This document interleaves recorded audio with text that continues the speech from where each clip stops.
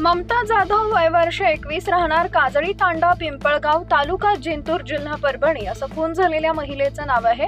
पती प्रेम उत्तम जाधव वय वर्ष 27 राहणार काजळी तांडा पिंपळगाव तालुका जिंतूर जिल्हा परभणी याला अटक करण्यात आली आहे। ममताची मावशी रेश्मा रामेश्वर राठोड वय वर्ष 28 राहणार खांदवेनगर लोहगाव हिनं यवतमाळ पोलीस ठाण्यात फिर्याद दिली आहे। पोलिसांनी दिलेल्या माहितीनुसार 2020 मध्ये प्रेम आणि ममताचा विवाह झाला होता।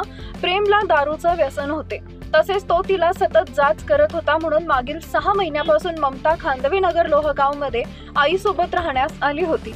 प्रेम फोन करून ममताला नांदण्यास ये म्हणत होता, परंतु त्यानं दारू सोडल्यानंतर ती नांदण्यास येणार असं सांगत होती। ममता ही देखील आईसोबत काम करत होती, तर फिर्यादी मावशी रेश्मा त्यांच्यासोबतच राहतात। रविवारी ममता आणि रेश्मा यांची सुट्टी असल्यामुळे त्या घरीच होत्या। दुपारी 2:15 वाजेच्या सुमारास प्रेम हा ममताला घरी घेऊन जाण्यास आला। त्यावेळी प्रेमच्या हातात पांढऱ्या रंगाची पिशवी होती। तो घरात खुर्चीवर बसला होता, तर ममता बेडवर बसली होती। त्यानं ममताच्या चुलत्याला फोन करून तिला नांदण्यास पाठवा असं सांगितलं। प्रेम यानं त्यानंतर तो फोन ममताच्या मावशीकडे देऊन त्याला बोलण्यास सांगितलं। मावशी फोनवर बोलण्यात खोली बाहेर आली, दरम्यान त्यांचा मुलगा घरातून लहान ओरडत बाहेर आला। मावशी रेश्मा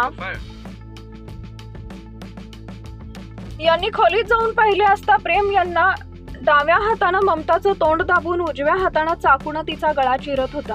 ममताच्या गळ्यातून रक्ताच्या चिळकांड्या उडत होत्या। रेश्मा यांनी प्रेमचा हात पकडून त्याला मागे ओढण्याचा प्रयत्न केला, त्यावेळी त्यानं रेश्मा यांच्यावर देखील वार केला।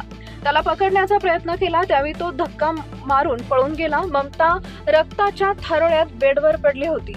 रेश्मा यांनी आरडाओरडा केला, तेव्हा शेजारी राहणारे काही लोक धावत आले। त्यांनी ममताला रिक्षातून जवळच्या एका खासगी रुग्णालयात दाखल केलं, मात्र जखम मोठी असल्यानं त्यांनी तिला तात्काळ ससून रुग्णालयात घेऊन जाण्यास सांगितलं। रुग्णवाहिका त्यांना मिळाली नाही।